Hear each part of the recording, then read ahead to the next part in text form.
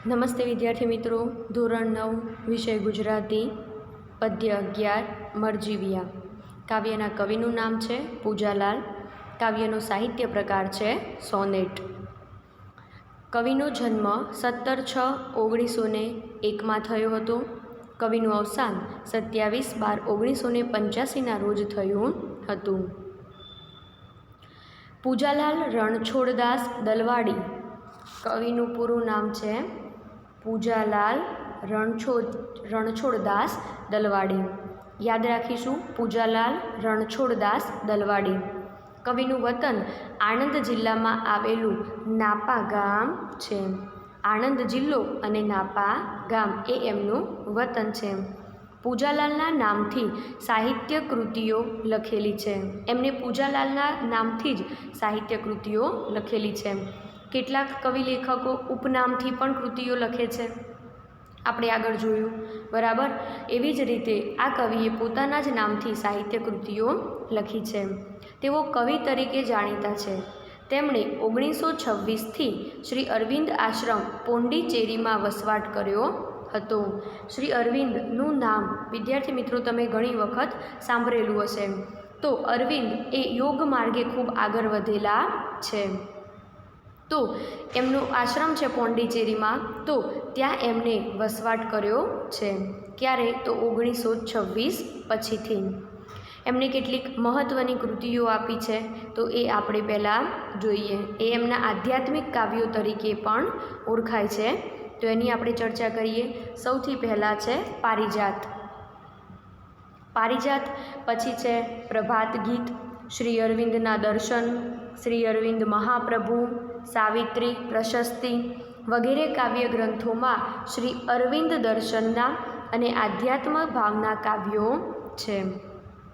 અહીંયા જે પણ કાવ્યો હાઇલાઇટ કરેલા છે, જેમ કે પારિજાત છે, પ્રભાત ગીત છે, શ્રી અરવિંદ વંદના, શ્રી અરવિંદ મહાપ્રભુ, સાવિત્રી, પ્રશસ્તિ, આ બધા જ કાવ્યોની અંદર અરવિંદ દર્શન અને આધ્યાત્મ ભાવ રહેલો છે.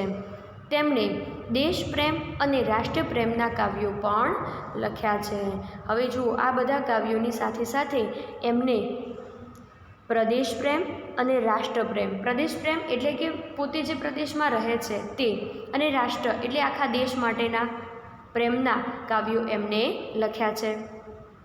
એ પછી ગુર્જરી એ તેમનું સોનેટ કાવ્યોનો સંગ્રહ છે. એમને આજ સુધી જેટલા પણ સોનેટ કાવ્યો લખ્યા એનો એમને એક સંગ્રહ બનાવ્યો છે.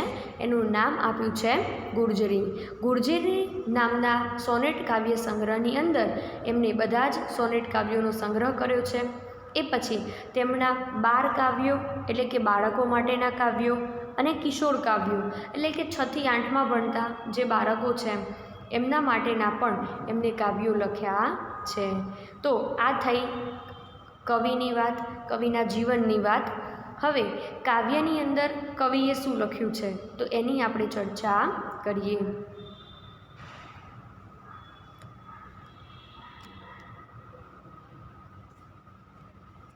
તો મરજીવિયા સોનેટ સ્વરૂપની કાવ્ય રચના છે. સૌથી પહેલાં તો મરજીવિયા એ શું છે તો સોનેટ સ્વરૂપની કાવ્ય રચના છે. આપણે હાલ સાહિત્ય પ્રકારમાં જોયું કે મરજીવિયા એનો સાહિત્ય પ્રકાર શું છે તો સોનેટ. તો મરજીવિયા સોનેટ સ્વરૂપની કાવ્ય રચના છે. સોનેટ 14 પંક્તિનું છંદમાં લખાતું કાવ્ય સ્વરૂપ છે. હવે વિદ્યાર્થી મિત્રો, સોનેટ કાવ્ય સ્વરૂપ છે એ ચોક્કસ બંધારણ ધરાવતું કાવ્ય છે. જેમ કે તમે આગળના ધોરણોમાં જોઈ ગયા હાઇકુ, તો હાઇકુનું બંધારણ એ ચોક્કસ પ્રમાણમાં હોય છે. હાઇકુની જેમ જ અહીંયા પણ જે સોનેટ છે એ ચોક્કસ બંધારણ ધરાવતું કાવ્ય સ્વરૂપ છે. તો સોનેટની અંદર કેટલી પંક્તિઓ હોય છે તો 14 પંક્તિનું કાવ્ય હોય છે. સોનેટ એ 14 પંક્તિનું કાવ્ય હોય છે. હવે આ સોનેટની અંદર કવિ શું વાત કરે છે એની ચર્ચા આપણે કરીએ. તો સૌથી પહેલાં કાવ્યનું નામ છે મરજીવિયા. તો મરજીવિયા એટલે શું? અહીં આપેલું છે મરજીવિયા, બરાબર. તો મરજીવિયા કોને કહેવાય એ આપણે સૌથી પહેલાં સમજીશું. તો સમુદ્રની અંદરથી સમુદ્રમાં મોતી લેવા માટે જતી વ્યક્તિઓને મરજીવિયા કહેવાય છે. વિદ્યાર્થી મિત્રો, તમે અહીંયા સમજ્યા હશો કે મરજીવ્યા એટલે શું. તો મરજીવ્યા એટલે સમુદ્રની અંદર છેક સમુદ્રના તળિયે જઈને જે વ્યક્તિઓ મોતી લઈને આવે છે, મોતી લાવે છે, એને મરજીવ્યા કહેવામાં આવે છે. તો આ મરજીવ્યાનું કાવ્ય કવિ આપણને અહીંયા સમજાવે છે. આગળ કવિ કહે છે કે એમને મરજીવ્યા કેમ કહેવામાં આવે છે. તો એને મરજીવ્યા કહેવાનું કારણ એ છે કે અગાધ સમુદ્ર, અગાધ એટલે ખૂબ જ ઊંડા સમુદ્રમાં મોતી લેતા મૃત્યુનું પણ જોખમ હોય છે. એને મરજીવ્યા કેમ કહેવામાં આવે છે. તો સમુદ્રની અંદર જવું એ કોઈ નાની સૂની વાત નથી, અને એ પણ સમુદ્રના તળિયે જવાનું છે. એ તો બિલકુલ નાની મોટી વાત નથી. તો એને જીવનું જોખમ રહેલું હોય છે, એને મૃત્યુનું જોખમ રહેલું હોય છે. એ માટે જ એ વ્યક્તિને મરજીવ્યા કહેવામાં આવે છે. દરિયાના તળિયેથી પોતાના જીવને જોખમમાં મૂકી અને એ મોતી લાવે છે, એટલે એને મરજીવ્યા કહે છે. પ્રસ્તુત કાવ્યમાં ડળ્યા વગર, અટક્યા વગર ઉત્સાહથી સમુદ્ર તરફ આગળ વધતા મરજીવ્યાનું વર્ણન છે. આપણા કાવ્યમાં શું જોવાનું છે. તો ડળ્યા વગર, ગભરાયા વગર અને ઉત્સાહથી સમુદ્રમાં આગળ વધતા આ મરજીવ્યાનું વર્ણન કવિએ કર્યું છે, એ આપણે જોવાનું છે. જ્યારે આ લોકો સમુદ્રની અંદર જઈ રહ્યા હોય છે ત્યારે એમના સગા સંબંધી હશે ને, આપણી જેમ મા બાપ, બીજા પરિવારમાં સભ્યો હશે. તો એ પરિવારના જે સભ્યો છે એ પોતાની આંખોમાં આંસુ સાથે આ મરજીવ્યાઓને વાળવાનો પ્રયત્ન કરે છે. પ્રિયજનોની આંખોમાં આંસુ છે, પણ મરજીવ્યા એમ વાર્યા વરે એવા નથી. એમના જે સ્વજનો છે, એમના માતા પિતા વગેરે એમના કુટુંબના જે પરિવારજનો છે એ એમને ત્યાંથી પાછા વાળવાનો પ્રયત્ન કરે છે, પણ આ મરજીવ્યા ત્યાંથી પાછા વળતા નથી. એ દૃઢ નિશ્ચયી એટલે કે મજબૂત મનોબળવાળા મરજીવ્યા પાછા ફરતા નથી. અફાટ, અગાધ, વિકરાળ આ બધા જ શબ્દોને આપણા કાવ્યમાં સમજીશું. અફાટ, અગાધ, વિકરાળ સમુદ્રમાં એ મોતી લેવા માટે પ્રવેશે છે. મૃત્યુની મુખોમુખ થઈને મોતી લઈને બહાર આવે છે. ત્યાં આપણું સોનેટ પૂરું થાય છે. જીવનમાં જે દૃઢ નિશ્ચયી રહીને સાહસ કરે છે એને જ મોતીરૂપી ફળ મળે છે, એ ભાવ આ સોનેટ દ્વારા વ્યક્ત થાય છે. તો વિદ્યાર્થી મિત્રો, સોનેટમાં આપણને શું શીખવા મળે છે. તો આ સોનેટમાંથી આપણને એવું શીખવા મળે છે કે જે વ્યક્તિ જીવનમાં દૃઢ નિશ્ચય એટલે કે મજબૂત મનોબળ રાખે છે, એ જ વ્યક્તિ જીવનમાં સાહસ કરી શકે છે. જેનું મન મક્કમ નથી, જેનો નિશ્ચય દૃઢ નથી, એ જીવનમાં સાહસ કરી શકતા નથી. તો આ કાવ્ય પરથી આપણે દૃઢ નિશ્ચય કરતાં શીખવાનું છે, જીવનમાં સાહસ કરતાં શીખવાનું છે. અને એ જે વ્યક્તિ, કવિ કહે છે કે મોતીરૂપી ફળ, બરાબર, આપણે જે ક્ષેત્રમાં છીએ, સમુદ્રમાં જો જઈએ તો મોતી મળે, પણ આપણે જે ક્ષેત્રમાં છીએ એમાં મોતી જેવું ફળ જો આપણે પ્રાપ્ત કરવું હોય તો દૃઢ નિશ્ચય કેળવવો પડે. હવે આપણે કાવ્યમાં જોઈએ.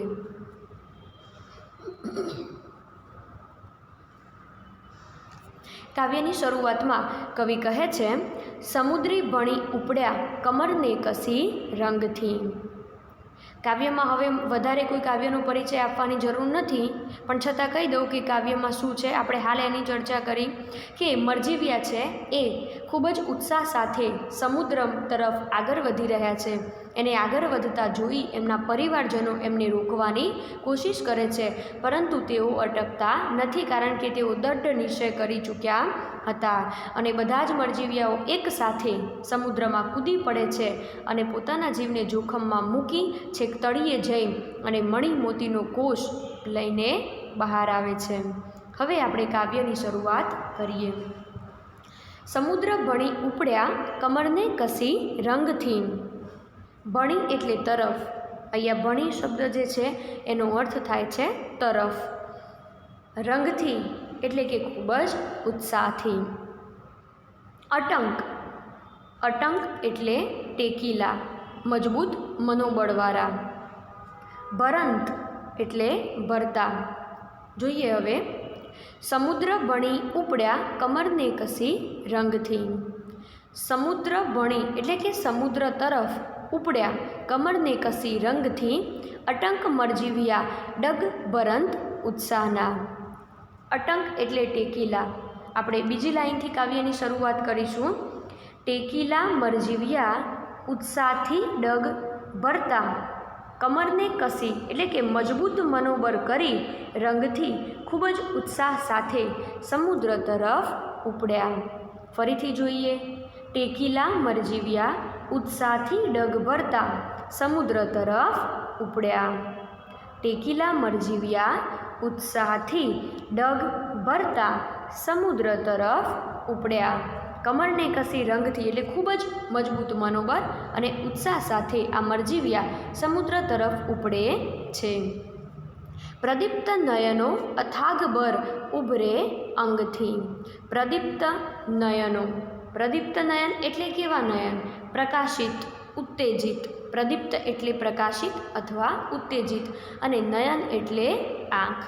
તો ઉત્સાહથી ભરેલી આંખો અથવા તો પ્રકાશિત, જેની આંખો પ્રકાશિત છે. પ્રદીપ્ત નયનો અથાગ બળ ઉભરે અંગથી. જેની આંખો પ્રકાશિત છે અને અંગ એટલે કે શરીર, જેના અંગે અંગથી બળ ઉભરાઈ રહ્યું છે. પણ કેવું?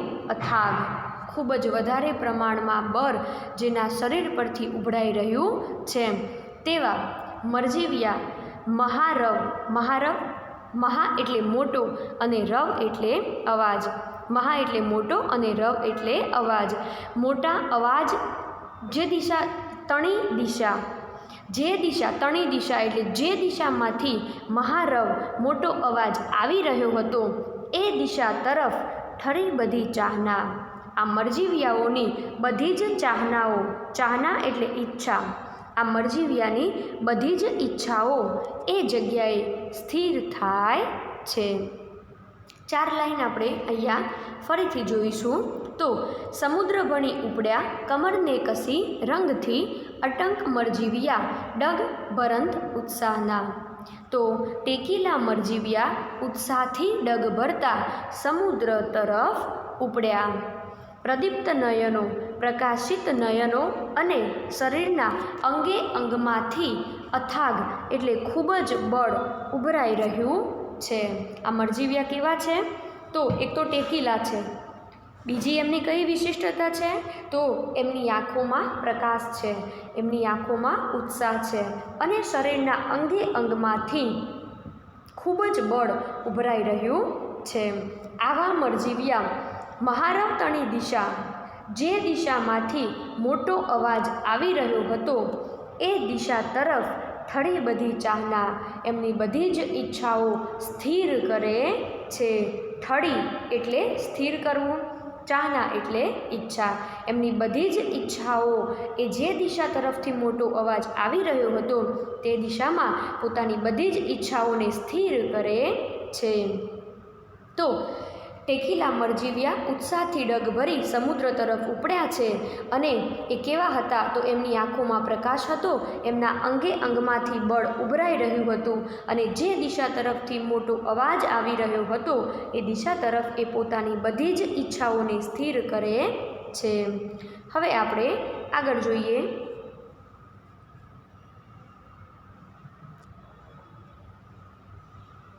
ડર્યા પ્રિયજનો. જ્યારે આ મરજીવ્યા એ મોટો અવાજ આવી રહ્યો હતો એ દિશામાં પોતાની જે ઈચ્છાઓ છે એ સ્થિર કરે છે, ત્યારે એમના પ્રિયજનો ડરી જાય છે. શું કહે છે? ડર્યા પ્રિયજનો. પ્રિયજનો ડરે છે અને ડરેલા પ્રિયજનો શું કરે છે? તો બધા સજલ નેત્ર આડા ફર્યા. હવે સજલ નેત્ર એટલે શું?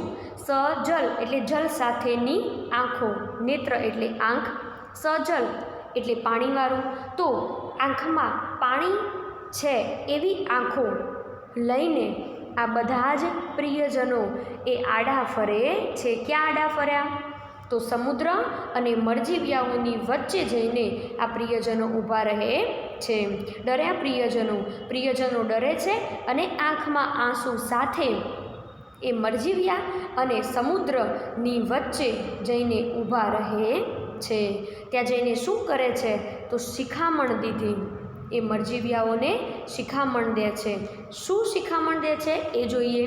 કહે છે, વૃથા જીવન વેડફો કા ભલા. શું કહે છે? વૃથા જીવન વેડફો કા ભલા.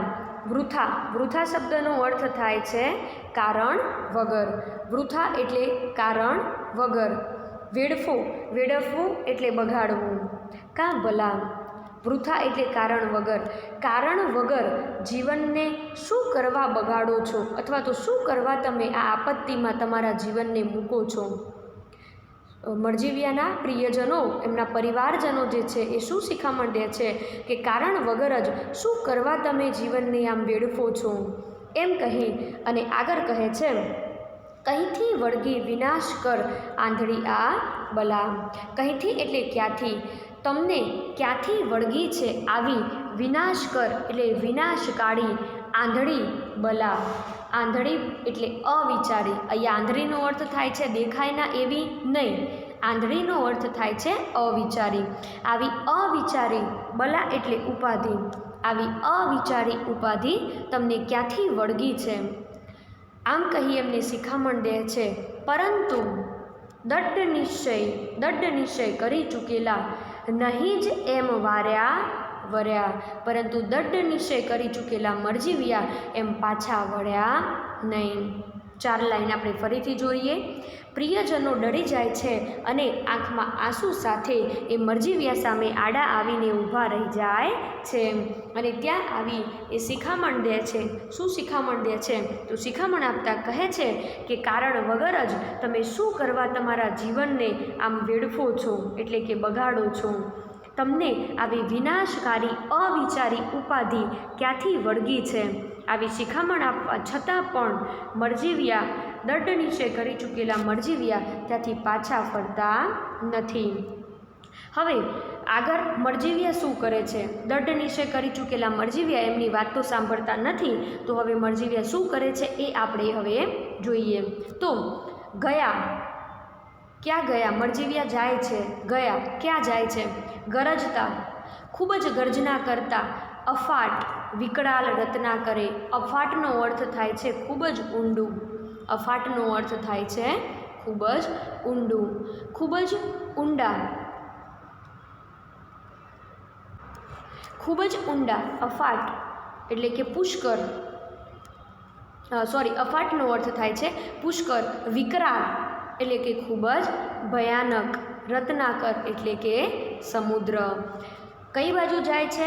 ગયા ગરજતા પુષ્કર ગર્જના કરી રહેલા વિકરાળ સમુદ્ર તરફ મરજીવ્યા જાય છે. ગયા ગરજતા અફાટ વિકરાળ રચના કરે, પુષ્કળ ગર્જના કરતા સમુદ્ર તરફ તેઓ જાય છે. તરંગ ગિરિમાળ શા હૃદય ઉપરે આથડ્યા. તરંગ, તરંગનો અર્થ થાય છે મોજું. ગિરિમાર એટલે પર્વત જેવા મહાકાય મોજા. તરંગ ગિરિમાર શા, મોજા કેવા હતા? તો પર્વતમાળા જેવા લાંબા અને ઊંચા ઊંચા મોજા હતા. આવા ઊંચા, પર્વત જેવડા ઊંચા મોજા ક્યાં અથડાય છે? હૃદય ઉપરે આથડ્યા. આ મરજીવ્યાના હૃદય ઉપર આવા વિશાળકાય મોજા અથડાય છે. કેવા? પર્વત જેવડા મોટા મોટા મોજા આ મરજીવ્યાના હૃદય સાથે અથડાય છે. તો પણ હઠ્યા ન લવ તો એ સાહસિક સર્વે કૂદી પડ્યા. હઠ્યા ન લવ, ન લવ એટલે કે સહેજ પણ.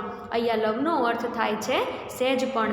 હઠ્યા ન લવ તો એ સમુદ્ર માંથી ઉછળતા મોજા એ ગિરિમાળા જેવડા છે, પર્વત જેવડા છે. આવા મોજા એમના હૃદય સાથે અથડાય છે તો પણ એ સહેજ પણ ત્યાંથી ડગતા નથી. હઠ્યા ન લવ તો પણ તેઓ સહેજ પણ ડગ્યા નહીં અને સાહસિક સર્વે કૂદી પડ્યા.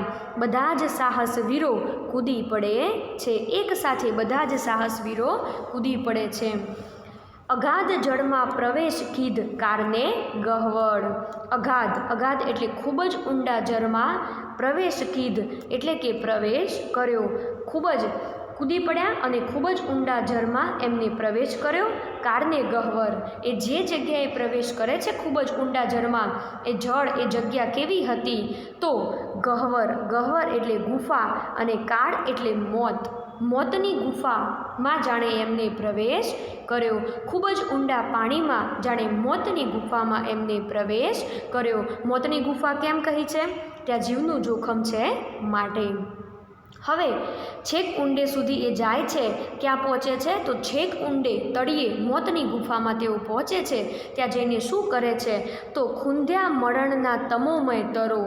ખૂંદ્યા એટલે કે ખૂંદી વળ્યા. શું ખૂંદી વળ્યા? તમોમય એટલે કે અંધકારમય, અને એ અંધકારમય તળ, તળ એટલે તળિયું, અને મરણ એટલે મૃત્યુ. તો એમને શું ખૂંદ્યું? તો તમોમય, અંધકારમય, દરિયાના તળિયે શું હોય? તો અંધકાર હોય. અંધકારમય તળિયા એમને ખોદ્યા, અને એ તળિયા કેવા હતા? તો મરણના તમોમય તળો હતા. મરણ એટલે તમને ખાઈ જાય, તમારું મૃત્યુ થાય એવા અંધકારમય એ તળિયા હતા. પણ છતાંય એ મરણના તમોમય તળો, ખૂબ જ અંધકારમય એ તળિયા એ શું કરે છે? ખૂંદી નાખે છે, એટલે કે ખોદે છે. અને એમાંથી અને પામ્યા. શું પામ્યા? અખૂટ મણિ મોતી કોષ. અખૂટ એટલે કે ક્યારેય ખૂટે નહીં એવો મણિ મોતી કોષ તેઓ મેળવે છે, અને લઈ એ બહાર આવ્યા. અને એ મણિમોતીનો કોષ લઈને તેઓ બહાર આવે છે. તો એ સાહસ કરે છે એટલે મણિમોતીનો કોષ મેળવે છે. તો કાવ્ય પરથી આપણને એ શીખ મળે છે કે આપણે પણ જીવનમાં દૃઢ નિશ્ચય કરવો જોઈએ, અને દૃઢ નિશ્ચય કર્યા પછી સાહસથી એમાં આગળ વધવું જોઈએ અને કંઈક પ્રાપ્ત કરવું જોઈએ. આપણું કાવ્ય પારિજાત નામના કવિના સંગ્રહમાંથી લેવામાં આવ્યું છે. તમારે કવિ પરિચય, શબ્દ સમજૂતી લખવાની છે, અને પાઠની અંદર જે પ્રશ્નો છે એની ચર્ચા આપણે આગળના લેક્ચરમાં કરીશું. નમસ્તે વિદ્યાર્થી મિત્રો.